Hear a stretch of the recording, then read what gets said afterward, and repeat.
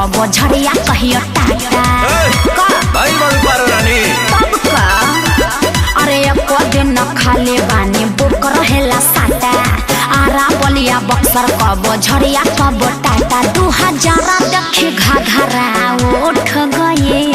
कमरा हिला के न चलुए अरे बोला कमरा हिला के न चलुए जादू जी की चौकी टूट गई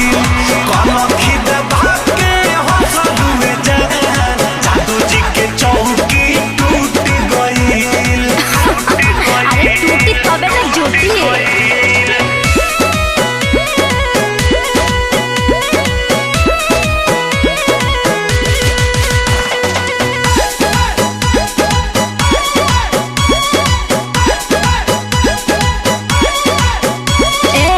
तोहरा कवन परेशानी बा गजबे तोहारी जवानी बा हाँ तो तोहरा का बुझाता 500 के नचनिया बनी अरे तेरे भैंसिए खोल ले जो तोहरा कवन परेशानी बा गजबे तोहारी जवानी बा अरे चल बोली के चाल देख के छाती काहे फाटे अदा और स्टाइल के ना जोड़ा कोनो बाटे मजा लूटे वाला सब है लूट गए कमरा हिला के न चलुए अरे बोला ना बोला कमरा हिला के न चलुए जादू जी के चौकी टूट गई कलखी दबा के हो चलुए जादू जी के चौकी टूट गई हाँ तो टूटी ना टूटबे करी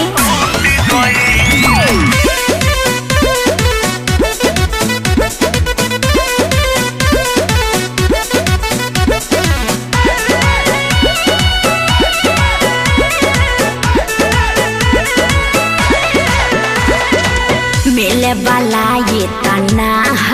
बुझला घर बोला तोहरो कहाँ काहे बताई तहरा के हो लगलू टेढ़ हुए हाँ तो का चिचकारी मिले वाला ये तना घर बोला तोहरो कहाँ अरे आग के हम गोला हई दूरे रह बाबू रस भरल रसगुल्ला देखी जियरा नहीं के काबू काहे देखे के पसीना छूट गए कमरा हिला के न चलुए